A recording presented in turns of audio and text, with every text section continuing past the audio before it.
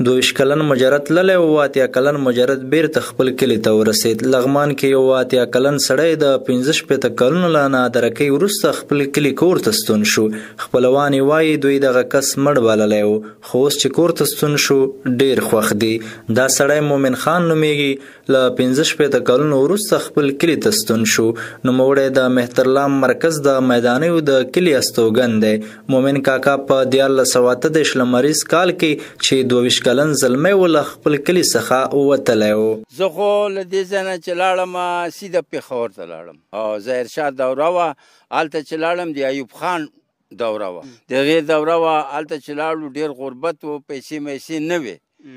پیسې د 100 لوډ نه غیر نه د 0 و نه د 500 دا پیسې پکې نه وې. غټ لوډ صدي هغه به بازار کې به ماتې به نه وې. نو هلته موږ لاړو، غریبي وه، دیاړي وکړو، دا وکړو، هغه وکړو. بس بیا پکې نه وشوه. بیا لاړو ایران ته پکې لاړو. هلته هم پکې غریبي مریبي کوله، ځان به هم ساته نو اوس خېټه خو غواړي. مومن خان کاکا وایي د تیرو 16 لسیزو جګړو او ناخوالو له امله یې نه غوښتل خپل کلي کور ته ستون شي، خو اوس چې هېواد کې بشپړ امنیت دی ځکه خپل کلي ته راغی. نو زه په دې راغلم چې پاکستان ته زه لاړم.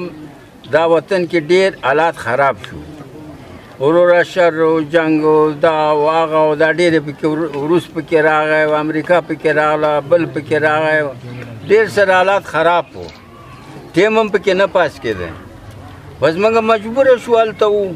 اوس الحمدلله اسلامي شو، کراري شوه، موږ خپل وطن ته راغلو. دا د موږ وطن ده، دا د موږ خاوره ده، دې نه غیر خو د موږ ګزاره نه کېږي. مومن خان وایي لا تر اوسه د ژوند ملګری او واده نه لري.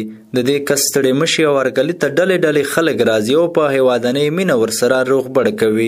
خپلوان یې وایي دوی دا شخص مړ بللی و ځکه هیڅ ډول اړیکې ورسره نه لرله، خو اوس چې ژوندی خپل کور ته ستون شوی خوښ دي لکه خوب یې چې لیدلی وي. نوم یې اجیندرګل د مومن جان ما وخیره سر سترګې م ما ځان ازاده کړ. هغه دې خاورې ته م خوشحاله شو پې بس دیم خپله خوشحاله.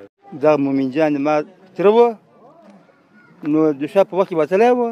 د موږ پلار به موږ ته یو هغه کوله چې داسې ما ورور ده وتلی ده نظرکه ده. نو هله ورور ده کې بس 15 کاله ووتل چې دی د نظرکه وه. اوس الحمدلله د خدای فضل الحمدلله خیر سره دیم راغی. د یادونې ده چې 15 کاله وړاندې هم د الینګار ولسوالۍ په قلټکه کې د سید خان په نوم یو شخص له 20 کلونو نادرکۍ وروسته خپل کلي کور ته ستون شوی و. تسل احمدزی، هیرو ټي وي، لغمان.